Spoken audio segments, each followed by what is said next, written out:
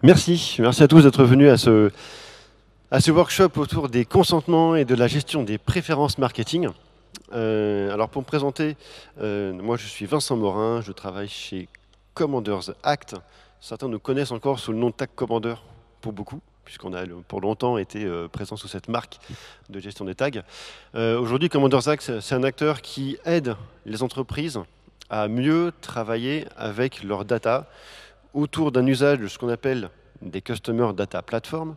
Et la gestion des consentements est une des fonctionnalités, une des briques de la solution qu'on a amené à proposer. Le thème d'aujourd'hui, c'est le passage de la gestion des consentements à la gestion des préférences utilisateurs.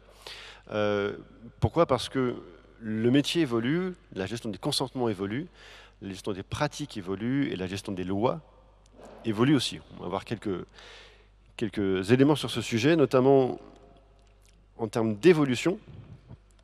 La privacy ou la gestion des consentements, c'est un sujet qui n'est pas nouveau. C'est un sujet qui a démarré en 2012, en tout cas pour ce qui concerne les cookies et la version électronique de ces consentements.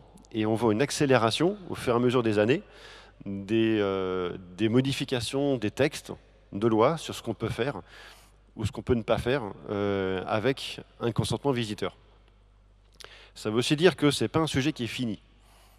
Donc la gestion des bandeaux de consentement, que ce soit sur un site ou une appli, lorsqu'on définit un texte, une forme, un bandeau, un bouton d'action, il ne faut pas la figer dans le temps, parce que les lois vont évoluer, les textes vont évoluer, et si on doit réécrire à chaque fois ou redévelopper des choses, on va forcément se limiter dans la capacité de réaction ou consommer du temps et des ressources non nécessaires. Quand on parle de consentement, j'aime beaucoup ce slide-là puisqu'on essaie de passer un petit peu de temps dessus, il y a 4 éléments qui vont définir, qui vont concrétiser ce qu'est un consentement. C'est souvent là qu'on voit des erreurs, les premières erreurs d'interprétation de texte ou dans les configurations. Dans le premier cas de figure, un consentement, il est dit libre. Donc on ne peut pas obliger un internaute à accepter des cookies pour naviguer sur un site. Alors, on a peut-être déjà vu sur certains sites, un peu comme un... alors c'est pas vraiment un cookie firewall, c'est plus comme un adblocker, où le site vous dit, moi je vis de la publicité, si tu ne cliques pas sur le bandeau, je perds de l'argent, donc s'il te plaît, accepte tous les cookies. Ça, c'est un consentement qui n'est pas libre. Alors ça ne veut pas dire qu'on a une sanction qui va tomber tout de suite, mais c'est une première pièce dans un tirelire, et à 2 ou 3 pièces, vous savez que le contrôle va tomber. Le deuxième critère, il est spécifique. Donc si j'ai plusieurs sites, j'ai plusieurs consentements. Et beaucoup de marques sont tentées de dire j'ai un consentement pour le groupe, donc ça veut dire que si il m'a donné un consentement pour le groupe, il me donne pour tous les éléments qui concernent ce groupe. Ça c'est faux. Chaque site a son propre consentement. Donc même si j'ai un site e-commerce et un site corporate, j'ai 2 consentements différents, puisque je peux avoir donné le consentement pour l'un et pas pour l'autre. Troisième point, il est éclairé, donc ça veut dire qu'on doit expliquer la finalité d'usage des traitements de données avant qu'on donne le consentement. Donc en bas du texte de bandeau, je n'ai pas expliqué que je fais du testing, je n'ai pas expliqué que j'ai un outil de targeting. Par contre, je vais expliquer que je fais de la publicité ou du traitement statistique ou de la personnalisation. Donc on doit expliquer cet usage dans le cadre du bandeau. Typiquement, si dans mon bandeau, je mets « En poursuivant la navigation, vous acceptez le dépôt de cookies », point. Ce n'est pas un consentement qui est éclairé. Le dernier point, c'est le consentement univoque. Alors celui-là, c'est celui qui est le plus soumis à interprétation. Univoque, donc, ne peut pas être soumis à interprétation. Si j'ai un bouton « Oui », est-ce que je donne mon consentement? Oui. Si j'ai un consentement « Non », est-ce que j'ai refusé? Oui, j'ai refusé. Par contre, si j'ai une petite croix de fermeture, et que j'appuie sur la petite croix de fermeture du bandeau, est-ce que j'ai donné mon consentement? Il est soumis à interprétation. Et voilà, le texte de loi, il est clair. Si c'est interprétable, c'est non. Et donc, c'est ces 4 éléments-là qui vont définir ce qu'est un consentement. La raison pour laquelle les textes évoluent beaucoup, c'est que les pratiques évoluent beaucoup. Les enjeux de consentement aujourd'hui, il y en a 4. Le premier, c'est de travailler la formulation. Alors, pourquoi travailler la formulation? Parce que jusqu'à présent, la loi permettait d'avoir un bandeau assez simple et de déclencher un tag ou des cookies sur une navigation basée sur simplement un clic ou un scroll, On a tous vu des sites où on fait un quart de scroll de roulette, où on bouge simplement la souris et les tags partent. Alors ça, c'est toujours légal, sauf que la CNIL a sifflé la fin de la récréation sur ces comportements-là, et donc va les interdire. Ça veut dire, oui, à terme, une baisse du taux d'opt-in. Elle est quasi systématique sur tous les acteurs du marché. Par contre, ça veut dire qu'on peut commencer à travailler pour contrebalancer cet effet. Donc ça, c'est le deuxième point.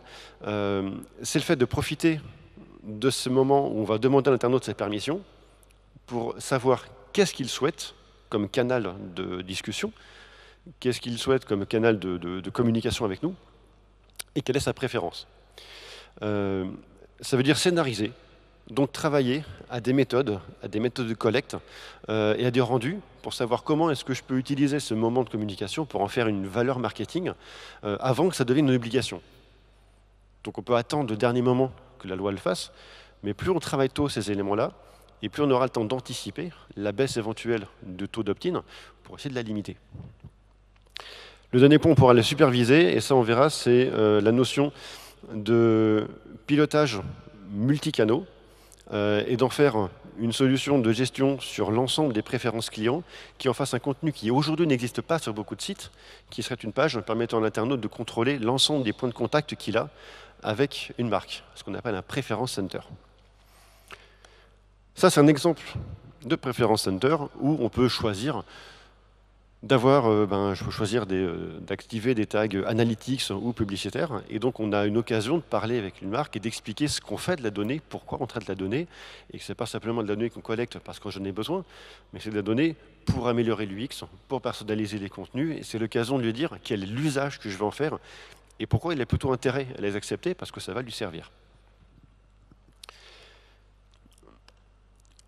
Donc le Preference Center, c'est une meilleure UX, l'occasion de personnaliser le contenu, le choix de personnaliser la méthode, est-ce que je fais une pop-in, est-ce que je fais une bannière, et donc de travailler à ces notions d'amélioration. Tout le monde se pose la question, est-ce que je dois mettre un bandeau? Est-ce que je dois mettre une pop-in? Est-ce que je dois le mettre en haut, en bas? Est-ce que je dois mettre des gros boutons, des petits boutons? Et ça, on a un peu de recul d'expérience sur le sujet. Si on prend les deux grandes catégories, qui sont la bannière de bas de page ou en haut, enfin bref, la bannière et la pop-in, on a tendance à penser que les taux sont à peu près les mêmes, et ce n'est pas du tout le cas.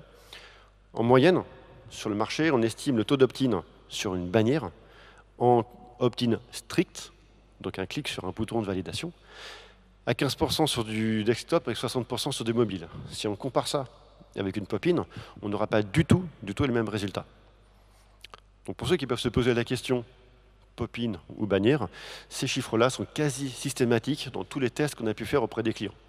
Alors, ça ne veut pas dire qu'à terme, tous les visiteurs navigueront comme ça et préféreront ce bandeau-là. En tout cas, à date, c'est ce qui marche le mieux. L'autre élément pour augmenter ce taux d'opt-in et faire en sorte d'améliorer la préférence du client pour le marketing, c'est de la fondre complètement dans la charte graphique.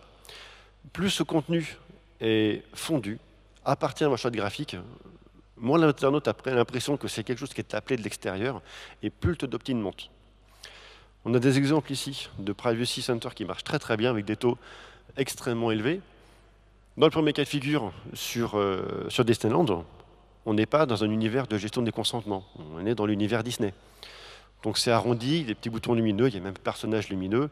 Le bleu, c'est la charte graphique du site. Bref, on est complètement dans l'univers du client. Et si le client sent qu'on est dans son univers métier, qu'il est en train de naviguer sur un site et que ça fait partie du site, il n'y a pas d'effet de défiance. Alors que s'il a l'impression que c'est un bandeau qui n'a pas la même charte, qui vient d'extérieur, qui est un peu standard, naturellement, il va avoir un effet de rejet plus important et on aura des taux d'opt-in beaucoup plus bas. Donc on peut travailler sur la forme, plutôt des pop-in, et on peut travailler sur le rendu graphique, sur l'expérience client avec une personnalisation. Pour aller un peu plus loin sur cette notion, parce que je sais que c'est des chiffres qui sont demandés, on a fait un baromètre d'une trentaine de clients, on est monté à 80 pour certains secteurs, qui ont accepté de mixer leurs données pour donner des tendances marché.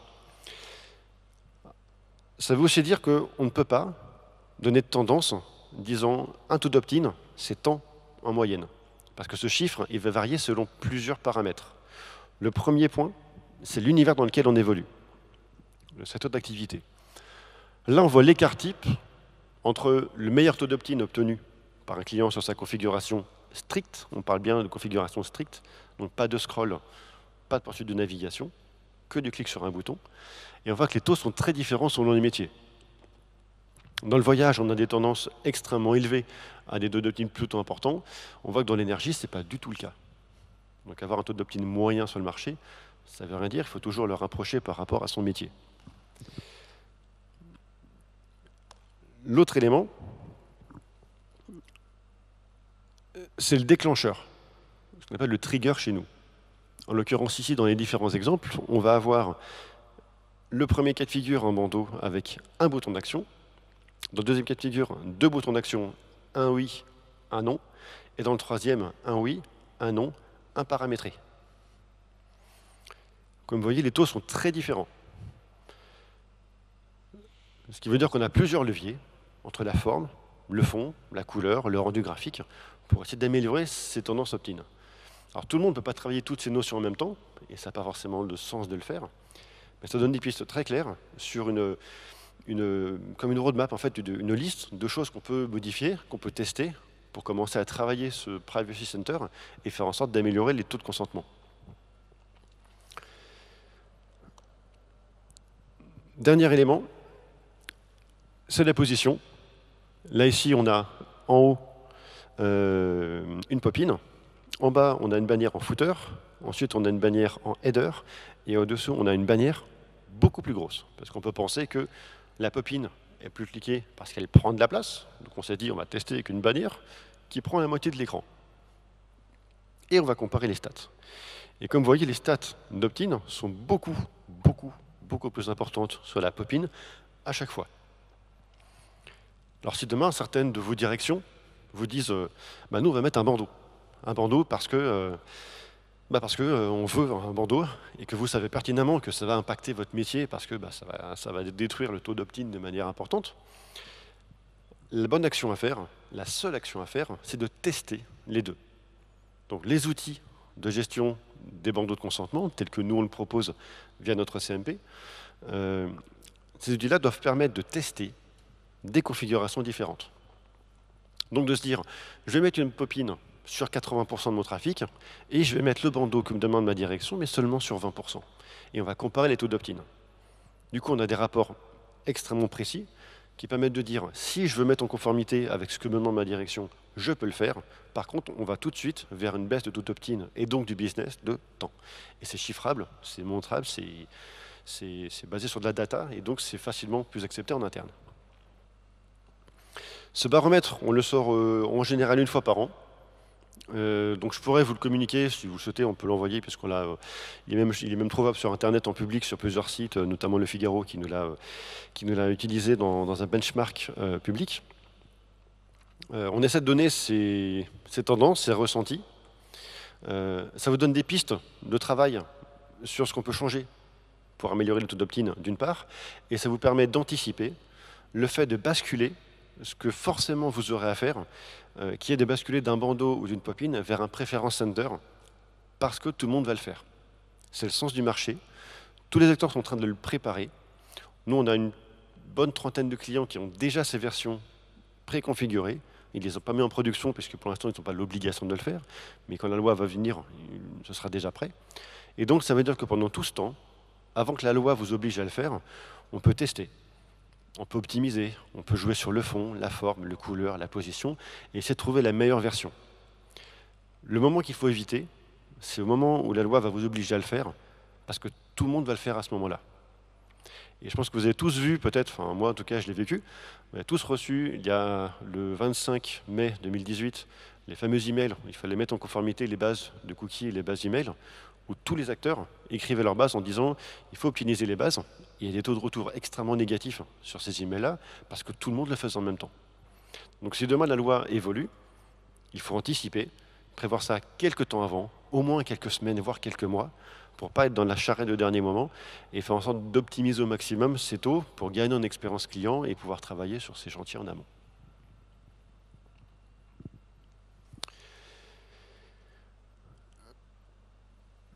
Donc j'en termine. Les enjeux. Tester. Faire des quick wins. Donc les quick wins aujourd'hui, on les connaît. C'est une bannière, effondre les éléments dans la charte graphique, et ensuite tester, tester, tester, parce que ces tendances peuvent évoluer dans le temps. Donc je reprends mon premier point, ne pas le figer, ne pas figer une configuration en disant qu'elle peut évoluer, parce que les textes peuvent changer ou parce que les possibilités techniques peuvent changer, et que donc on peut avoir d'autres possibilités pour garder ces consentements.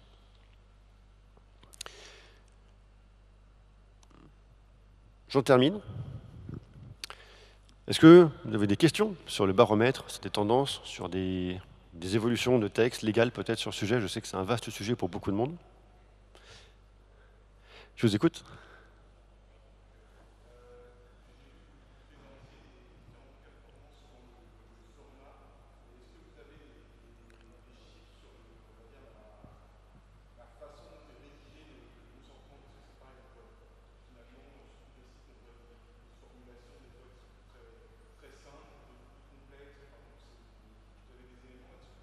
Alors, par retour d'expérience, les clients ont tendance à pas vraiment lire le contenu.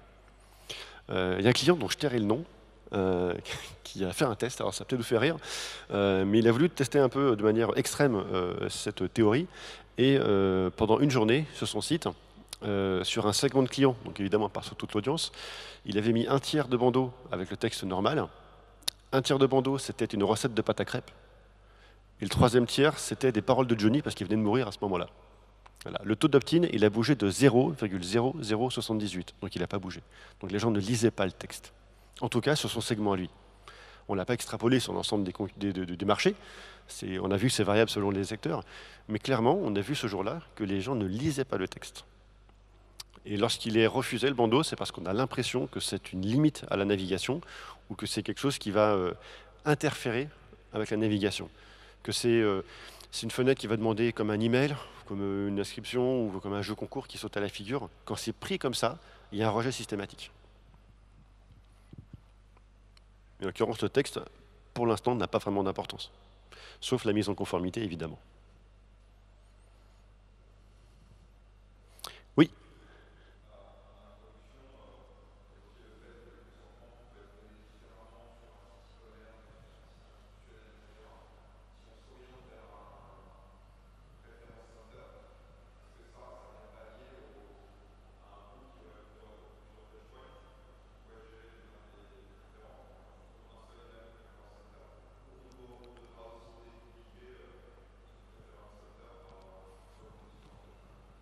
Alors, pour ce qui est de la gestion des préférences centers sur des multisites, certains sites vont dans ce domaine-là, vont dans cet axe-là, en le faisant sur des espaces logués. Donc l'espace logué, j'ai mon compte avec mes informations d'adresse, de compte, d'email, etc. Et on va retrouver les mêmes informations sur mes préférences marketing. Par contre, il y a toujours un traitement de données qui est propre à chaque site. Donc on peut avoir un pilotage groupé, disons j'ai mon pilotage sur l'ensemble des sites, mais l'UX ne sera pas la meilleure dans ce format-là, puisque de toute façon, on va devoir proposer sur chacun des sites un traitement différent. Et ça, c'est la loi qui l'impose pour l'instant. À date, personne n'a encore travaillé de manière formelle avec un retour d'expérience positif sur du multisite, donc du multi-consentement sur des groupes gérés au niveau local. Personne s'y est risqué pour l'instant. Et de toute façon, même si vous le faisiez sur un site, il faut de toute façon pouvoir permettre à l'internaute de se loguer sur d'autres sites ou de donner son consentement sur d'autres sites. Donc ça peut avoir un vrai problème d'UX ou de compréhension de ce qu'il fait sur chacun des sites. Néanmoins, je comprends la logique de le faire et la loi évoluant, si on peut avoir des gestions de consentement qui soient mutualisées pour des groupes de sites, clairement, c'est un des axes de développement.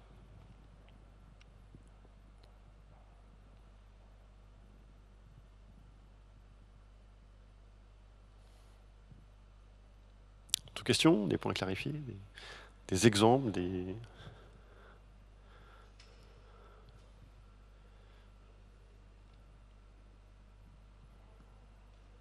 C'est clair pour tout le monde?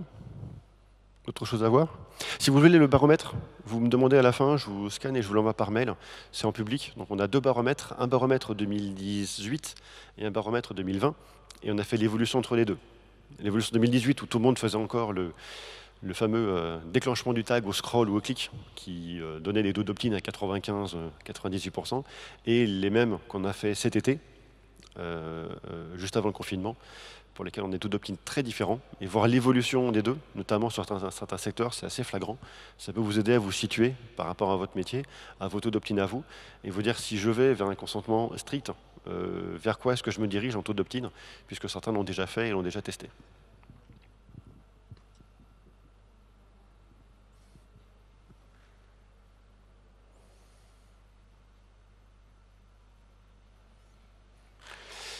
C'est clair pour moi. Je voulais pas pour cette session, merci de nous avoir écoutés. Si vous avez besoin de creuser des cas d'usage, de revoir le baromètre, n'hésitez pas, vous me le demandez. On a aussi des livres blancs qui vont un peu plus loin sur le sujet, avec des retours d'expérience et des comparatifs secteur par secteur, un peu plus poussés que le baromètre, n'hésitez pas. Je terminerai ce point. On n'est pas là pour parler de nous, mais je le fais en quelques secondes. Si ça peut intéresser certaines personnes, on organise des audits flash de mise en conformité, où vous donnez les URL de vos sites, on rédige en quelques heures un audit de mise en conformité de votre site pour vous dire ce qui marche, ce qui ne marche pas, ce qui est en conformité, ce qui ne l'est pas, et ce qui vous met à risque ou ce qui ne vous met pas à risque d'un point de vue légal. Ça permet d'avoir une vue sur, voilà, par rapport à votre pratique actuelle, s'il y a des écarts importants par rapport à la conformité sur lesquels vous devez être alerté. Donc si ça peut vous intéresser, n'hésitez pas à venir nous demander. Ce n'est pas des prestations qu'on vend, c'est quelque chose qu'on fait assez nativement pour faire parler de nous. Et ça peut être important pour vous de vous situer et d'avoir quelque chose qui vous donne des retours d'expérience sur la configuration, en tout cas telle qu'elle est sur votre site.